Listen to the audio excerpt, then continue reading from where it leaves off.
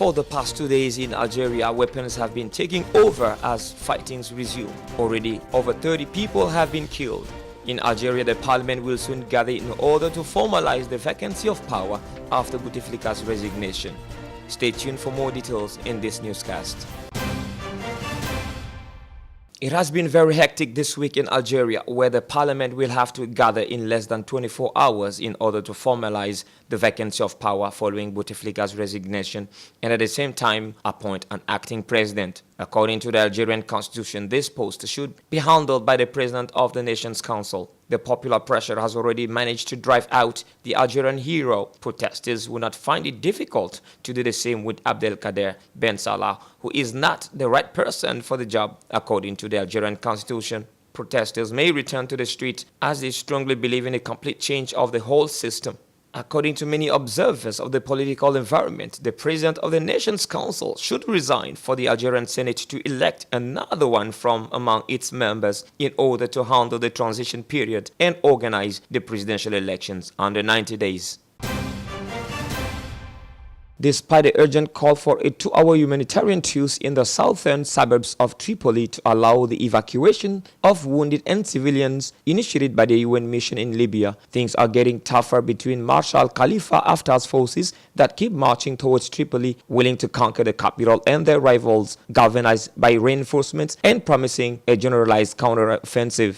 On Sunday, the US military announced the provisional withdrawal of its troops from Tripoli, where over 30 people have already been killed and 27 wounded since the beginning of the offensive on Tripoli, according to a report by the Ministry of Health of the National Unity Government, which does not specify whether the victims are civilians or fighters. A European diplomat declared it would be difficult at this stage to have a clear vision on the outcome of the fightings or the balance of power. The diplomat added that the Western countries have established a contact with the two rival sides to avoid a conflagration, but the results are not 100% satisfactory so far. Every hope is now placed on the National Conference under the UN scheduled for mid-April in Gamades in southwest Libya to prepare a roadmap towards elections. President Paul Kagame led thousands of people through the street of Kigali, where a solemn walk and candlelight vigil was held on Sunday to commemorate the Rwandan genocide and honor the lives of 800,000 Tutsi and moderate Hutus killed 25 years ago. According to Geoffrey Kalisa, a country citizen, Rwandans have to remember because remembering protects. It is like keeping and giving the dignity, the respect to those who died, and the pride to those who survived. And this will teach the young people to keep remembering what happened. The march ended at the country's main football ground, the Amahoro National Stadium, which was used by the UN during the genocide to protect thousands of Tutsis from being massacred on the streets outside.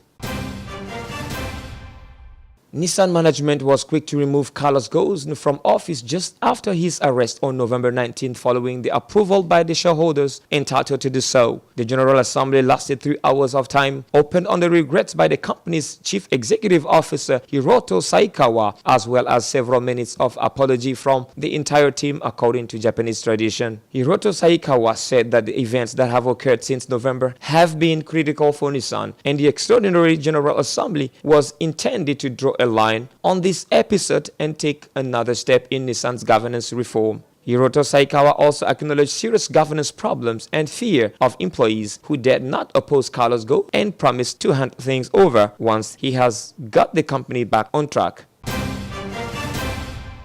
The Senegalese national team, the Teranga Lions, is the best African team according to the latest ranking March 2019 by the International Federation of Football Associations. The FIFA Coca-Cola World Ranking released on April 4 ranked Senegal 23rd between Iran and the United States. The Lions collected 1,515 points and lost 1 place in the last standings. Tunisia, Nigeria, Morocco, and the Democratic Republic of Congo (DRC) completed the top 5 places for Africa. With Ghana, they were the only team of the African Football Confederation to be in the top 50. The biggest mover in March was Tanzania, after the latter booked its spot for the African Cup of Nations scheduled for Egypt later this year. The DRC, which is also heading for Egypt, has gained 5 additional places, while Burkina Faso, Nigeria and Lesotho have all gained 4 additional places. Lesotho and Burkina Faso will not partake in the African Cup of Nations this year.